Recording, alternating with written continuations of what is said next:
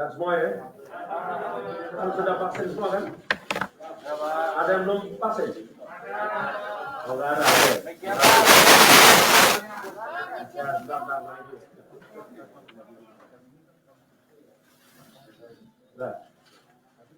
Baik.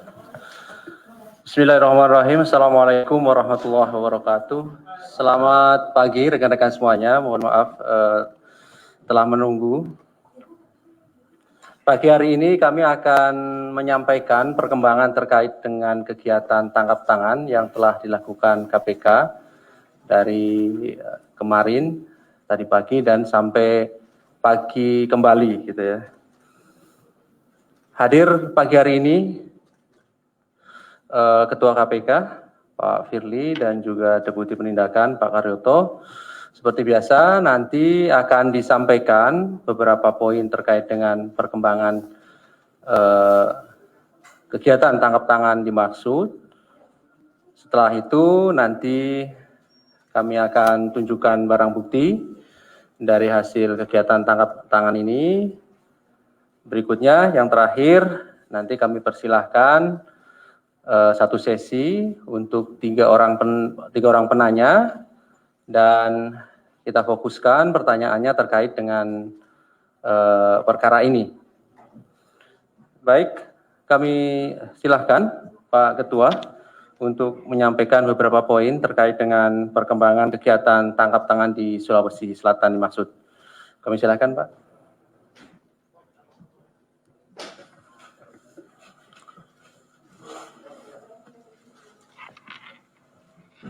Bismillah. Assalamualaikum warahmatullahi wabarakatuh.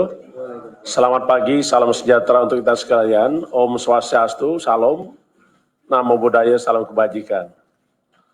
Rekan-rekan yang saya hormati, pagi hari ini kami akan menyampaikan terkait dengan penanganan perkara dugaan korupsi berupa penerimaan hadiah atau janji dan gratifikasi oleh penyelenggara negara atau para pihak yang mewakilinya terkait dengan pengadaan barang jasa, perizinan, dan pembangunan infrastruktur di lingkungan pemerintahan Provinsi Sulawesi Selatan tahun 2020-2021.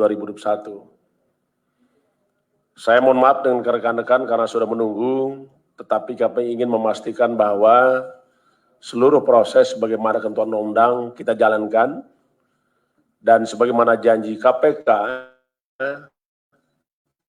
menyampaikan setelah kita melakukan pemeriksaan seluruh saksi, pengumpulan barang bukti, dan juga pemeriksaan para pihak yang diduga sebagai tersangka.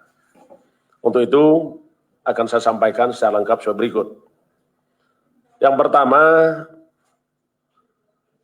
kami betul-betul prihatin dengan kejadian tindak korupsi ini. Karena korupsi ini merupakan kejahatan yang menjadi perhatian kita semua, karena tidak hanya perbuatan melanggar hukum, tetapi korupsi ini juga merugikan keuangan negara, perekonomian negara, dan merampas hak-hak rakyat, termasuk hak kita semua. Apalagi di masa sekarang, kita prihatin karena kita sama-sama masih menghadapi pandemi COVID-19. Adapun kejadian yang kita tangani adalah tim KPK telah mengamankan 6 orang pada hari Jumat tanggal 26 Februari 2021, lebih jam 23.00 sampai dengan dini hari di 3 tempat yang berbeda di daerah Sulawesi Selatan. Yang pertama adalah rumah dinas Saudara IR di kawasan Harta Sening, Jalan Pors Bulukumba, dan rumah jabatan dinas Gubernur Sumatera Sulawesi Selatan sebagai berikut. Yang pertama adalah AS, profesi adalah sebagai kontraktor. Yang kedua NY sebagai supir daripada saudara AS, seorang kontraktor. Ketiga, SB adalah ajudan dari saudara NA. ER, jabatan adalah Sekretaris Dinas PUPR Provinsi Sulawesi Selatan. F, pekerjaan adalah sopir dari keluarga saudara IR. NA adalah Gubernur Sulawesi Selatan. Adapun kronologis tangkap tangan, pada hari Jumat tanggal 26 Februari 2021, tim KPK menerima informasi dari masyarakat bahwa akan adanya dugaan terjadinya penerimaan sejumlah uang oleh penyelenggara negara yang diberikan oleh AS kepada NA melalui perantara saudara IR yang merupakan representatif dan sekaligus juga sebagai orang kepercayaan dari saudara NA. Pada pukul 24 waktu Indonesia Barat, AS bersama IF menuju ke salah satu rumah makan di Makassar dan setiba di rumah makan tersebut telah ada saudara IR yang menunggu. Dengan beriringan mobil, IF mengemudikan mobil milik IR, sedangkan saudara AS dan IR bersama-sama dalam satu mobil milik AS menuju ke Jalan Hasanuddin Makassar. Dalam perjalanan tersebut, AS menyerahkan proposal terkait dengan beberapa proyek pekerjaan infrastruktur di Kabupaten Sinjai, Sulawesi Selatan, tahun anggaran 2021 kepada IR. Sekitar pukul 21.00 waktu Indonesia Barat, IF kemudian mengambil koper yang diduga berisi uang dari dalam mobil milik AS yang selanjutnya dipindahkan ke bagasi mobil milik IR di Jalan Hasanuddin. Pada kira pukul 23.00 waktu Indonesia Tengah, AS diamankan saat dalam perjalanan menuju Bulukumba, sedangkan sekitar pukul 00 waktu Indonesia Tengah, IR berserta uang dalam koper sejumlah sekitar 2 miliar rupiah turut disita dari rumah dinasnya. Pada sekitar 02.00 waktu Indonesia Tengah, saudara NA juga ikut diamankan oleh KPK dari rumah jabatan dinas Gubernur Sulawesi Selatan. Adapun konstruksi perkara setelah mengalami pemeriksaan dan pengumpulan barang bukti, maka kami sampaikan sebagai berikut. AS Direktur PT APB telah lama kenal baik dengan saudara NA yang berkeinginan mendapatkan beberapa proyek pekerjaan infrastruktur di Sulawesi Selatan tahun 2021. AS sebelumnya telah mengerjakan beberapa proyek di Sulawesi Selatan, di antaranya peningkatan jalan ruas Palampang Monte, Bonto Lempangan di Kabupaten Sinjai, Bulukumba, dana anggaran khusus DAK tahun 2019 sebesar 28,9 miliar. Berikutnya pembangunan jalan ruas Palampang Monte, Bonto Lempangan tahun 2020 dengan nilai proyek 15,7 miliar. Yang ketiga, pembangunan ruas jalan Palampang Monte, Bonto Lempangan, satu paket APBD Provinsi Sulawesi Selatan dengan nilai 19 miliar.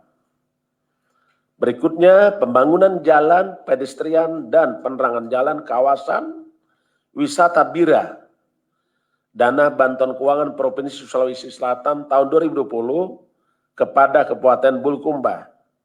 Tahun anggaran 2020 ini dengan nilai proyek 20,8 miliar. Yang selanjutnya, pekerjaan dikerjakan oleh AS juga adalah rehabilitasi jalan parkiran 1 dan pembangunan jalan parkiran 2, kawasan wisata Bira, Anggaran Bantuan Keuangan Provinsi Sulawesi Selatan tahun 2020 kepada Kabupaten Bulukumba tahun anggaran 2020 dengan nilai proyek 7,1 miliar. Sejak bulan Februari 2021, telah ada komunikasi aktif antara Saudara AS dengan IR sebagai representasi dan sekaligus orang kepercayaan Saudara NA untuk bisa memastikan agar AS mendapatkan kembali proyek yang diinginkannya di tahun 2021. Dalam beberapa komunikasi, diduga ada tawar-menawar fee untuk penentuan masing-masing dalil nilai proyek yang nantinya akan dikerjakan oleh AS. Pada sekitar awal Februari 2021, ketika NA sedang berada di Bulukumba bertemu dengan Saudara IR dan juga AS yang telah mendapatkan proyek pekerjaan wisata Bira. NA menyampaikan pada IR bahwa kelanjutan proyek wisata Bira akan kembali dikerjakan oleh AS, yang kemudian NA memberikan persetujuan dan memerintahkan IR untuk segera mempercepat pembuatan dokumen detail engineering design yang akan dilelang pada APBD tahun 2022. Di samping itu, pada akhir Februari 2021, ketika ER bertemu dengan NA, disampaikan bahwa fee proyek yang dikerjakan oleh AS di Bulukumba sudah diberikan kepada pihak lain. Saat itu NA mengatakan yang penting operasional kegiatan NA tetap bisa dibantu oleh AS. AS selanjutnya pada tanggal 26 Februari 2001 diduga menyerahkan uang sebesar 2 miliar rupiah kepada NA melalui Saudara IR. Selain itu, NA juga diduga menerima uang dari kontraktor lain, di antaranya sebagai berikut. Pertama, pada akhir 2020, NA menerima uang sebesar 200 juta rupiah. Kemudian pertengahan Februari 2001, NA melalui SB menerima uang 1 miliar. Selanjutnya pada awal Februari 2021, NA melalui SB menerima uang sebesar 2,2 miliar. Berdasarkan keterangan para saksi dan bukti yang cukup, maka KPK berkeyakinan bahwa tersangka dalam perkara ini sebanyak 3 orang. Pertama, sebagai penerima, yaitu Saudara NA dan Saudara IR. Sedangkan sebagai pemberi adalah Saudara AS. Adapun para tersangka tersebut disangkakan Saudara NA dan IR disangkakan melanggar pasal 12 huruf A dan pasal 12 huruf B atau pasal 11 dan pasal 12B besar Undang-Undang Nomor 31 1999 tentang Pemberantasan Tindak Pidana Korupsi sebagaimana telah diubah dengan Undang-Undang Nomor 20 Tahun 2001 tentang perubahan atas Undang-Undang 31 Tahun 1999 tentang Pemberantasan Tindak Pidana Korupsi. Yonto pasal 55 ayat 1 ke 1 KUHP. Sedangkan sebagai pemberi, Saudara AS disangkakan melanggar pasal 5 ayat 1 huruf A atau pasal 5 ayat 1 huruf B atau pasal 13 Undang-Undang 31 tahun 99 tentang tindak pidana pemberantasan tindak korupsi sebagaimana telah diubah dengan Undang-Undang Nomor 20 tahun 2001 tentang perubahan atas Undang-Undang 31 tahun 99 tentang pemberantasan tindak pidana korupsi. Yonto pasal 5 ayat 1 KUHP. Para tersangka NA, R, dan AS dilakukan penahanan selama 20 hari. Pertama, terhitung sejak tanggal 27 Februari 2021 sampai 18 Maret 2021.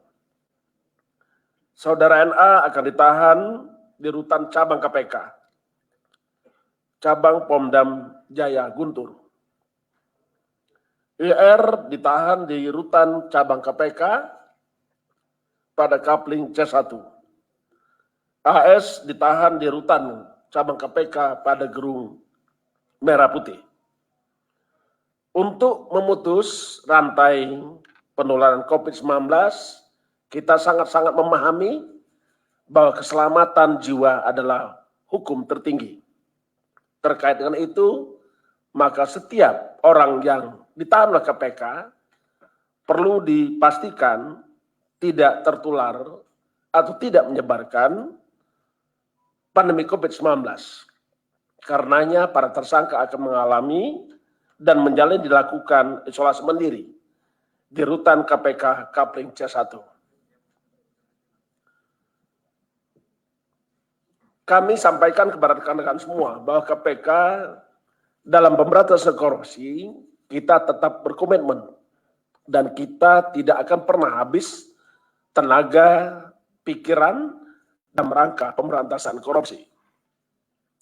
Kami juga sangat berharap kepada seluruh masyarakat apabila menemukan ada dugaan tindak pidana korupsi, beritahu KPK. Mata KPK memang terbatas, tidak lebih dari 1.652 pasang mata. Tetapi KPK punya mata rakyat. Itulah informasi yang kita tunggu dari rakyat. Dan KPK sampai hari ini tetap berharap partisipasi masyarakat, dan KPK mengucapkan terima kasih kepada rekan-rekan media seluruh rakyat Indonesia dimanapun berada yang telah membantu pemberantasan tindak pidana korupsi. Saya kira itu yang ingin kami sampaikan, dan kami tetap berharap dukungan dari seluruh rakyat Indonesia untuk mewujudkan NKRI bebas dari korupsi. Terima kasih. Baik, terima kasih kepada Pak Ketua yang telah menyampaikan beberapa poin terkait dengan perkembangan penanganan kegiatan tangkap tangan di Sulawesi Selatan. Sebelum nanti pertanyaan ya Mas Mario, kami akan tunjukkan barang bukti lebih dahulu dari kegiatan ini.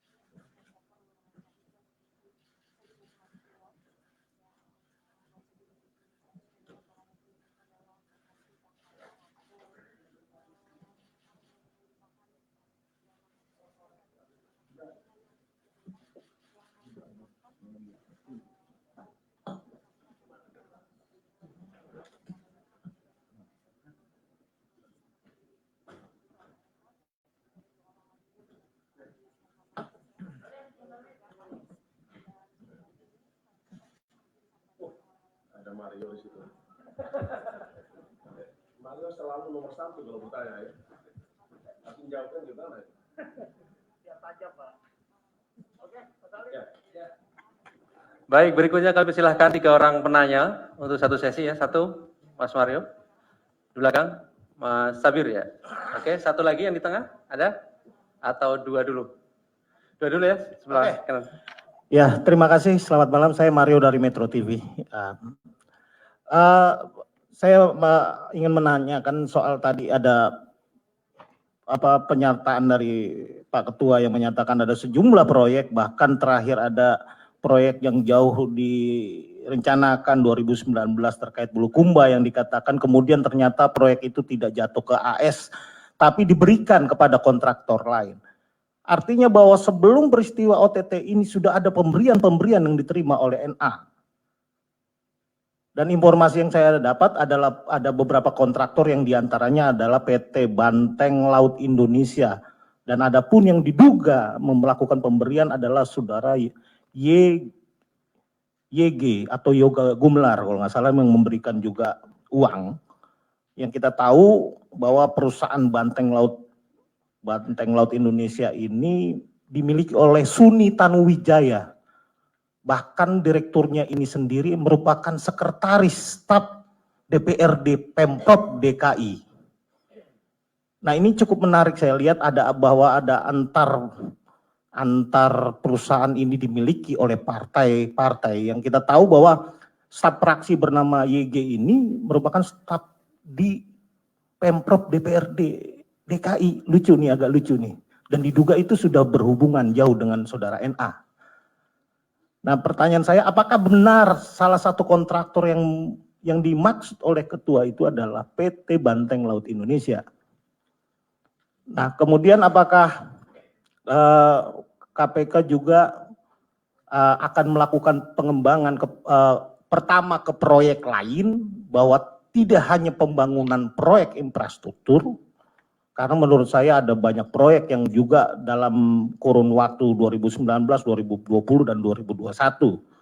Seperti misalkan proyek cukup besar itu kan Makassar Newport, itu 2,8 triliun. Apakah sini juga ada pengembangan misalkan dianggap indikasinya cukup clear atau memang ada kaitan-kaitan dengan para kontraktor ini? Kalau dilihat dari kronologis yang Pak Ketua katakan, bahwa peran saudara kalau nggak salah yang kepala di sini cukup aktif bersentuhan, melakukan sentuhan bersama para kontraktor. Ya, pertanyaan saya 2 dulu Pak Ketua, mungkin kawan yang lain bisa. Baik, terima kasih Mas Mario. Di belakang tadi, Sabir. Silakan Mas. Assalamualaikum warahmatullahi wabarakatuh. Terima kasih Pak Firly, Pak Deputi, Pak Karyato, Pak Ali. Saya langsung saja. Kenapa Pak Gubernur tidak ditangkap di Lego-Lego? Kenapa harus memilih di Rujak? Dan apakah benar tim KPK dihadang pada saat masuk di Lego-Lego? Itu pertanyaan yang satu saling berkaitan. Yang kedua, kenapa Agung Sucipto alias Pak Anggo ini harus ditangkap di perjalanan saat ke Bulukumba? Kenapa tidak ditangkap di rumah makan nelayan pada saat bersama dengan tersangka Edi Rahmat? Kenapa harus ditangkap di perjalanan? Itu pertanyaan kedua. Yang ketiga, apakah benar ada kontraktor lain inisialnya HS aliasnya A juga terkait dengan pemberian uang yang sebelumnya terjadi kepada Pak NA, Pak Gubernur, Pak Nurdin Abdullah. Yang keempat, apakah benar proyek lainnya ada yang terkait dengan proyek Puncak kalau saya tidak salah, yang kontraktornya adalah P. Kalau P, inisialnya P, saya tidak ingin menyebutkan nama lengkapnya. Dan itu sudah diketahui oleh Pak Gubernur, dan Pak Edi. Apakah benar pada tanggal 15 sempat ada komunikasi dan pertemuan untuk pembahasan itu, yang di mana Pak Gubernur memerintahkan agar kepala dinasnya, Pak Profesor juga, untuk mencairkan penganggarannya. Jadi ada 4 pertanyaan. Berikutnya Pak Firly, Pak Deputi, apakah benar penyelidikan sudah dimulai sejak beberapa bulan lalu? Kalau benar, sejak kapan? Karena ada info dari sana bahwa surat yang disampaikan ketika penangkapan kepada Pak NA itu tertulis 1 Oktober 2020. Apakah benar itu? Itu kelima. Yang keenam, mohon maaf Pak Firly, Pak Gubernur ini kan seringkali diundang dalam program pencegahan korupsi KPK. Mendapat penghargaan dari KPK, nilai MCP-nya sangat tinggi. Tahun 2019 kalau tidak salah ada penyelamatan 6,9 triliun begitu. Artinya kan sebenarnya KPK sudah mengingatkan sejak lama, pendampingan sudah lama. Nah, kenapa masih terjadi seperti ini? Terakhir dari saya,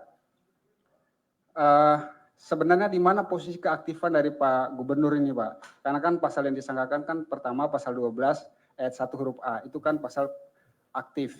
Dan kenapa harus diterapkan pasal 12B, gratifikasi, Pak? Sedangkan kalau disebutkan tadi itu, ini kan pemburuan suap, kok tiba-tiba ada gratifikasi gitu, Pak? Mohon penjelasannya. Terima kasih. Oke, terima kasih Mas Safir. Saya beri kesempatan 1 orang penanya lagi, karena tadi saya beri kesempatan 3 orang. Ada yang mau bertanya? Silakan. Oke ya, cukup ya. Baik, terima kasih Mas Mario dan Mas Safir. Kami silakan, Pak.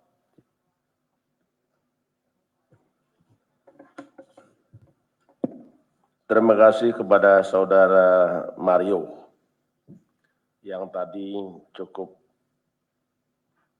komprehensif pertanyaannya. Tentu setiap informasi yang diterima oleh KPK termasuk malam hari ini dari rekan-rekan wartawan tentu kita tampung dan kita akan tindak lanjuti dengan cara pendalaman. Tentu kalau yang kita sampaikan hari ini adalah perkara yang ditangani oleh KPK terkait dengan tindak pidana korupsi berupa dugaan pemberian hadiah atau janji yang dilakukan oleh para pihak kepada penyelenggara negara. Itu dulu yang pertama. Tetapi kita memang tidak pernah menutup diri untuk menerima informasi dari seluruh masyarakat termasuk rekan-rekan media. Karena pada prinsipnya tidak ada orang bisa sukses tanpa orang lain, termasuk KPK. Karenanya kita sangat-sangat memberikan apresiasi apa yang disampaikan oleh informasi oleh Mas Mario maupun Mas Sabir tadi. Terima kasih itu. Itu akan kita lanjutin. Tetapi hari ini kita sedang menangani perkara yang sebagaimana tadi saya sebutkan adalah dugaan penerima hadiah yang dilakukan oleh saudara NA, IR, dan juga termasuk dengan saudara AS tadi itu. Kenapa ini menjadi penting? Karena kita prinsip bahwa the sunrise and the sunset prinsipal itu harus ditetapkan. Seketika orang ditetapkan sebagai tersangka, maka dia harus memiliki hak yang sama untuk mendapatkan pemeriksaan secara cepat dan tetap dihormati hak asasi manusianya, dan juga kita tetap mendukung dan menjunjung tinggi terkait dengan asas praduga tak bersalah. Itu prinsip. Yang berikutnya tadi disampaikan oleh Pak Sabir terkait dengan beberapa hal tentang penyelidikan. Ada informasi 1 Oktober 2020, kami ingin sampaikan bahwa proses penyelidikan itu adalah serangkaian tindakan penyelidik dalam rangka menemukan suatu peristiwa dan menentukan peristiwa ini adalah peristiwa pidana guna dilakukan untuk penyidikan. Jadi saya kira itu, Mas. Yang berikutnya, kalau tadi disampaikan terkait dengan prestasi atau apresiasi yang pernah diterima oleh saudara NA, termasuk dengan beberapa penghargaan, tentu itu diberikan sesuai dengan prestasi dan waktu, tempat tertentu. Jadi kita memang memberikan apresiasi dengan seluruh pejabat negara yang dinilai untuk berprestasi. Tetapi coba ingat bahwa korupsi itu disebabkan karena ada kekuasaan. Korupsi itu disebabkan karena ada kesempatan. Korupsi itu terjadi karena ada keserakahan, ada kebutuhan. Dan yang paling penting lagi adalah jangan berpikir bahwa setiap orang yang sudah menerima penghargaan tidak akan melakukan korupsi. Kenapa? Karena korupsi adalah pertemuan antara kekuasaan dan kesempatan, serta minusnya integritas. Jadi kalau boleh saya katakan rumusnya adalah corruption equal to power plus opportunity minus integrity. Jadi siapapun. Sehingga saya berharap kepada seluruh penyelenggara negara, kita diberikan mandat amanat rakyat. Maka peganglah amanah itu, jauhi perilaku korupsi, karena korupsi, tindak pidana korupsi itu setidak-tidaknya ada 30 jenis tindak pidana korupsi. Sebagaimana diatur dalam Undang-Undang 31 tahun 1999 yang telah dirubah dengan Undang-Undang 20 tahun 2001. Jumlahnya ada 30 jenis. Nah, ini hal yang paling penting adalah bagaimana penyelenggara tetap berkomitmen untuk tidak melakukan korupsi dan dia terus membangun, menjaga, serta memelihara amanah rakyat, integritas dirinya. Hanya itu yang kami ingin sampaikan. Karena pemberantasan korupsi itu tidak hanya dilakukan dengan tindakan, tapi kita juga melakukan pendidikan masyarakat supaya meningkatkan integritas para penyelenggara negara, aparatur pemerintah, supaya integritas meningkat, tidak melakukan korupsi. Yang kedua, kita lakukan dengan cara pencegahan, yaitu melakukan perbaikan sistem supaya tidak terjadi peluang dan tidak terjadi kesempatan untuk orang melakukan korupsi. Yang terakhir, bukan ini urutan, bukan. Tindakan-tindakan secara tegas dan proporsional. Jadi siapapun yang melakukan tidak berkorupsi, kami tidak pernah pandang bulu. Karena itu adalah prinsip kerja KPK. Siapapun yang melakukan tidak berkorupsi, pasti kita mintain pertanggungjawaban sebagaimana ketentuan undang-undang. Saya kira itu. Kalau ada yang belum lengkap, nanti bisa ketemu lagi. Karena ada hal yang perlu disampaikan lagi, kami sangat terbuka menerimanya. Ya. Terkait tadi soal penghargaan-penghargaan yang diberikan pada waktu tertentu, artinya pada saat itulah. Ya, pada saat itu. Ini kan udah sekarang saat ini nih, Siap. ya kan? Kira-kira penghargaan KPK itu akan dicabut nggak kira-kira? Ini kan saat ini nih, kalau kemarin kan saat itu. Satu. Terus kedua, berkaitan dengan prinsip proses penyidikan cepat. Ini kira-kira habis kompers masih lama nggak? Ya ini harapan teman-teman. Ya dua itu aja Pak, itu penting banget karena kita udah lelah.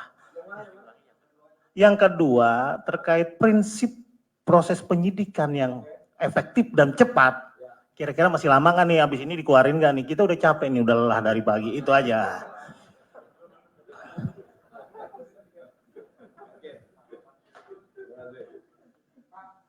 Pak Sabir ya. Pak Sabir.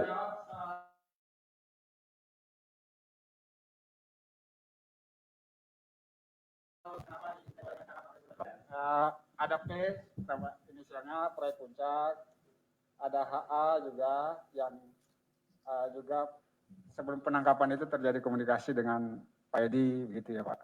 Itu Pak. Mas Abi, terima kasih atas responnya. Kalau semakin banyak respon itu berarti semakin cinta rekan-rekan kepada KPK. Itu poin pertama. Yang kedua, kalau terkait dengan siapa yang ditangkap, siapa yang belum ditangkap, yang berbicara adalah status seseorang. apakah seseorang ini patut diduga sebagai tersangka? Karena pada prinsipnya tersangka adalah seseorang yang karena perbuatannya atau keadaannya berdasarkan bukti permulaan cukup patut diduga sebagai pelaku tindak pidana. Jadi siapapun, Mas. Jadi siapapun ya. Jadi kita tidak menutup kemungkinan nama-nama Mas yang sebutkan tadi perlu kita dalami apakah betul dia adalah seseorang yang melakukan suatu perbuatan, apakah perbuatan itu ada perbuatan melawan hukum, apakah itu juga memiliki sifat kesalahan, apakah juga itu dapat kita pertanggungjawabkan, dan yang paling penting adalah KPK bekerja dengan prinsip adanya kecukupan alat bukti. Jadi jangan khawatir, kalau ada yang belum ketangkap, seketika alat bukti cukup, pasti dilakukan penangkapan. Baik, terima kasih. Saya kira cukup ya. Cukup lah. Cukup ya.